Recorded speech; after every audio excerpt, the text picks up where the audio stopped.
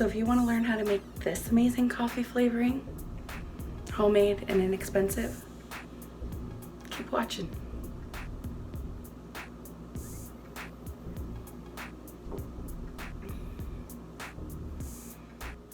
Hello, welcome back to my kitchen. Welcome to my kitchen if you are new here. My name is Angey Lee. As you saw from the little bit ago and from the intro and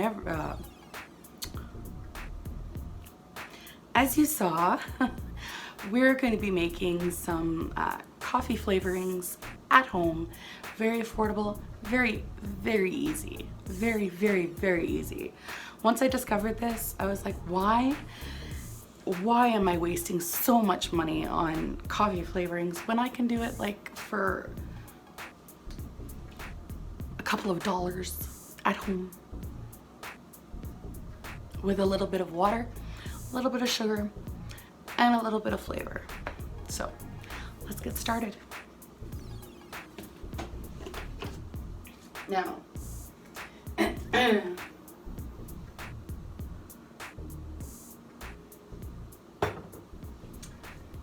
I was almost out of my very favorite, which is salted caramel. So we'll definitely be making more of those. This is my container of flavors. I need to add to this. This is all I've got so far. Now I've got 1, 2, 3, 4, 5 jars here. 4 pots. Guess I'm making 4, not 5. I've got 3 1 cup ones and 1 2 cup one. So we're gonna put some water in.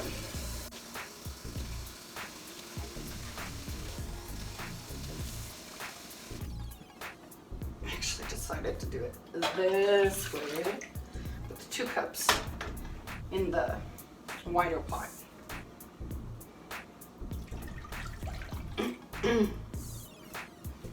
Now, I don't need to clean those, it's just water. Of course you need sugar. You need 1 cup of sugar per 1 cup of water. So this one back here has 2 cups from my big salted caramel. It's my favorite one.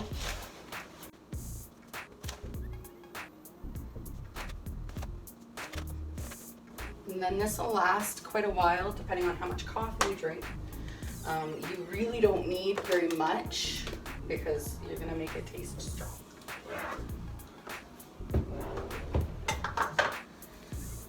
So your first step is to turn it on and turn it all on to medium and bring it to a boil while stirring it pretty much constantly. So at this stage, we can use the same spoon. I'm gonna go for a 2-spoon method. 2-spoon method.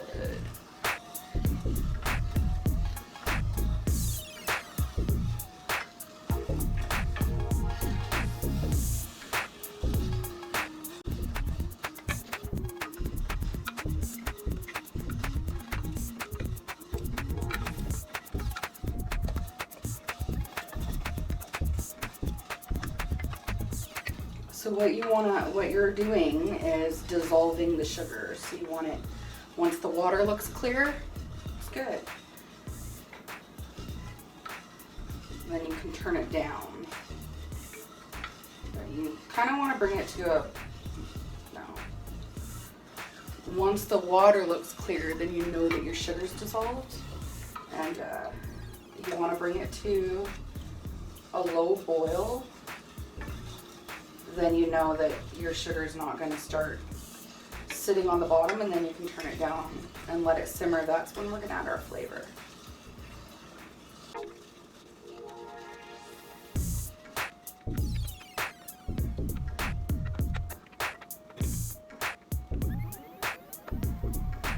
So now all of my sugar's dissolved. Now I just got to wait for gentle boils. Once it gently boils, I can start turning it down, and then we can start adding our flavors.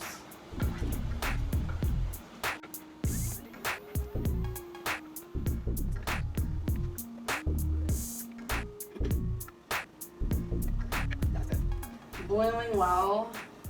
I wish the others would start. Once it starts boiling, you don't have to worry about the sugar burning to the bottom. It's the same with flour. Flour works the same way. Because once it's boiling, it doesn't settle.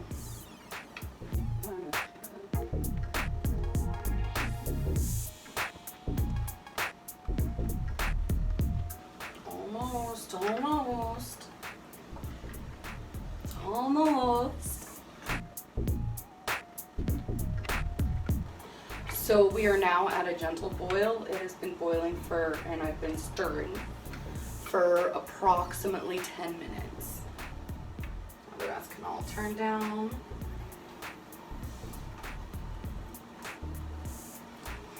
All right.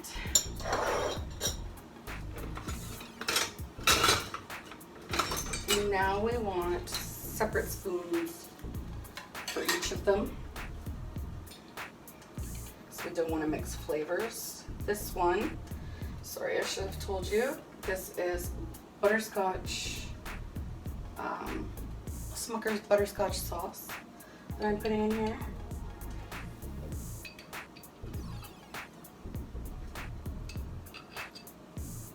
About 4 teaspoons.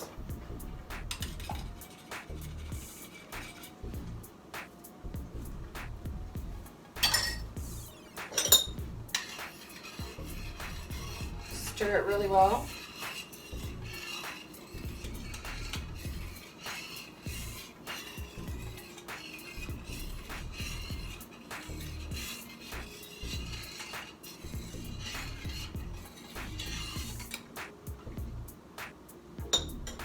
One done. Next. One thing though, if you're not sure if you've got enough flavor in it, keep in mind it's going to be going into coffee, so just dip your spoon in it. You just need a dip, and as long as you can taste it, it's actually quite strong. That's all you need. Butterscotch, delicious. Now, and in using these, I don't add sugar to my coffee. This is my sugar. I add, you know, tiny bit of it, and then in milk.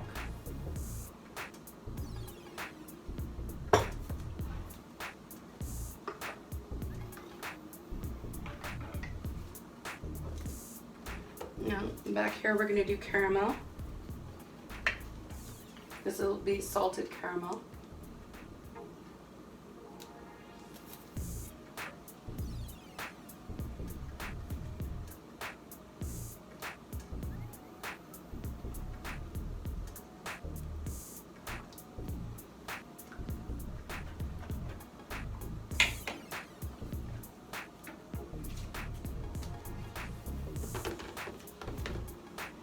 Back here, I'm gonna do a salted chocolate.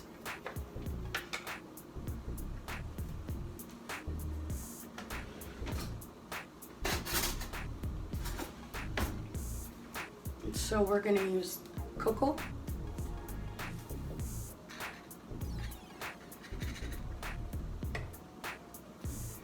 And make sure you keep an eye on these, because if you gotta turn them down, turn them down. Because you don't want them to keep boiling, you just want them to be warm for a little while and get the good flavors mixed in there.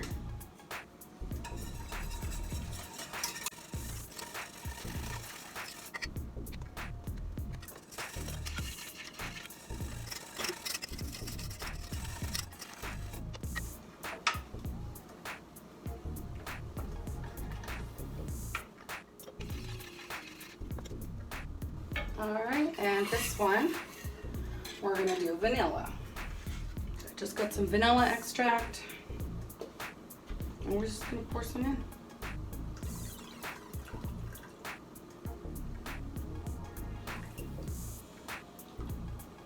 Make sure we got enough. I've got more vanilla. I have not made vanilla yet, so I will taste this one to make sure that it is good.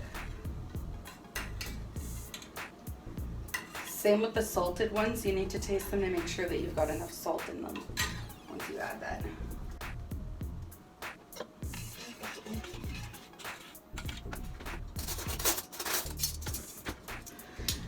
Creating dishes. Gotta love it.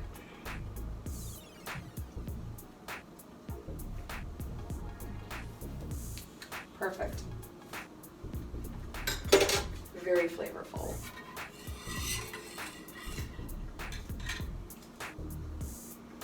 All right. This one will turn off, start cooling. Once it cools, it goes into jars. These two at the back, I am going to add the salt.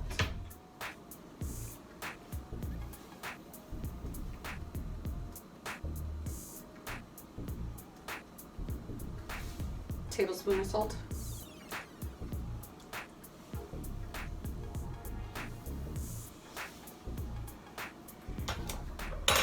Then we are going to mix it and we're going to taste it before we decide that that's what we're sticking with.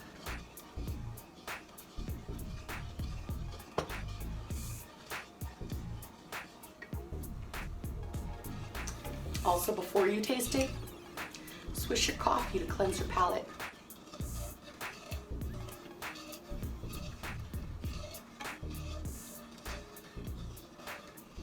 And before you taste it, make sure your salt is evaporated.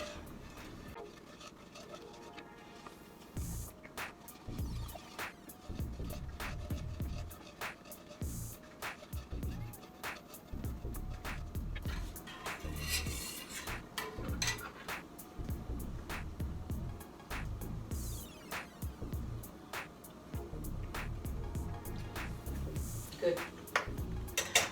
Really salty, actually. It might be a little too much.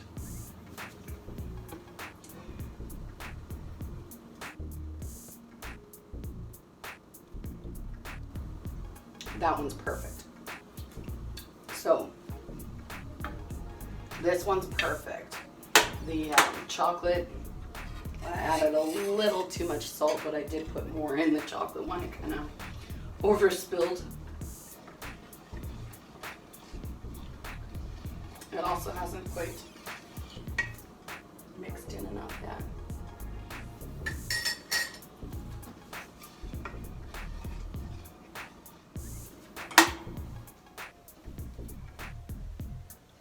Done. That's it. That's all. Now we just leave it sit on the stove because it'll keep cooking a few more minutes. Until it gets to room temperature. Then you funnel it into your containers and that is it. That's so simple. And it tastes better than Torani. Play with it. You don't want to use nearly as much as what you use of the flavorings that you get from like, you don't want to use as much as like your skinny syrups or your Torani or whatever coffee flavorings you normally buy, because I make them quite strong. So they have a lot of flavor in them. You literally just put in maybe a tablespoon into your milk. I add it to my milk. Or if you're using regular coffee, add it to your coffee. If you're not using, if you're not making lattes, that's all I drink are lattes. Fancy girl here. But if you're drinking regular coffee, just add it to your coffee. Add a little bit of cream if you add cream. If you don't. I don't know how well, like I know this would work with like sweetener, but if you don't use any kind of sugar or sweetener, I don't think it would really work because you need to create like a syrup, right? That's the whole point behind it. So it's coffee syrup flavoring. So anyways, my voice has had enough talking, so we'll see you in the next one. Bye.